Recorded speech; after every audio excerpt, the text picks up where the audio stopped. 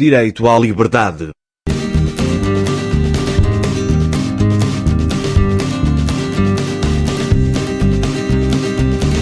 O que é o direito?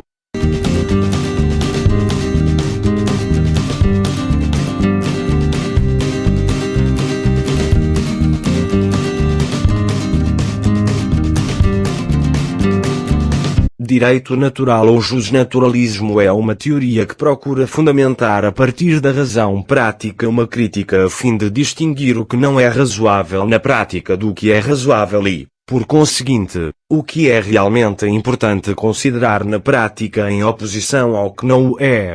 Uma característica fundamental que explicita o que é a teoria do direito natural é o seu projeto.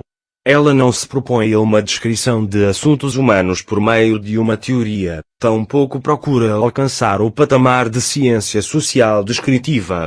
A teoria do direito natural tem como projeto avaliar as opções humanas com o propósito de agir de modo razoável e bem. Isso é alcançado através da fundamentação de determinados princípios do direito natural que são considerados bens humanos evidentes em si mesmos. Apesar de haver uma história das teorias, opiniões e doutrinas que afirmam a existência de princípios do direito natural, eles, por si só, não possuem uma história. Há de se falar numa história das origens e das sucessões do direito natural e suas divergências. No entanto, os princípios do direito natural valem e existem independentemente do seu uso ou do seu esquecimento, assim como os princípios matemáticos.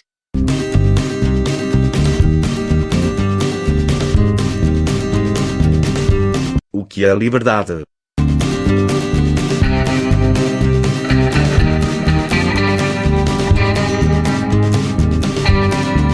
A liberdade natural se executa em si mesmo como um estado existencial de infinita abertura, clareza e graça.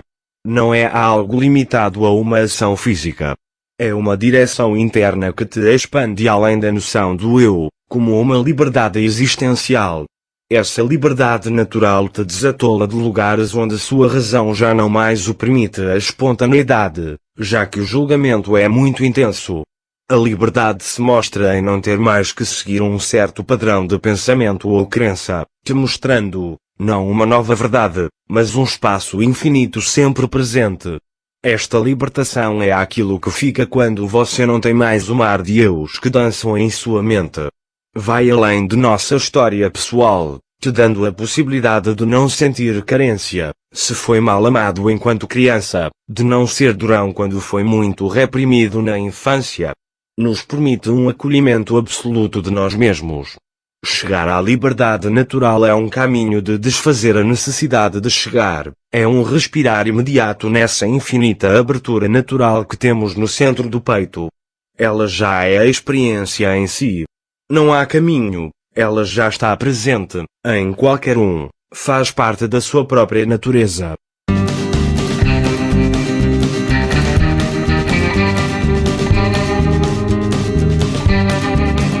As aves constituem uma classe de seres vivos vertebrados, bípedes, endotérmicos, ou seja, a energia usada para a regulação térmica é interna, ovíparos, caracterizados principalmente por possuírem penas, apêndices locomotores anteriores modificados em asas, bico córneo e ossos pneumáticos. Num país com algumas centenas de aves, eis uma seleção de 70 aves de Portugal, ordenados por ordem alfabética, cada uma com as suas próprias características, que foram desenvolvendo ao longo de milhões de anos, e que me habituei a ver e a ouvir, na minha aldeia, nos tempos da minha infância. O homem só será livre, quando desejar a liberdade para os outros seres, seus semelhantes e para os seus parceiros na ocupação do planeta Terra, porque aqueles que negam a liberdade aos outros não a merecem para si mesmos. Ser-se pela liberdade não é apenas tirar as correntes de alguém, mas viver de forma que respeite e melhore a liberdade dos outros.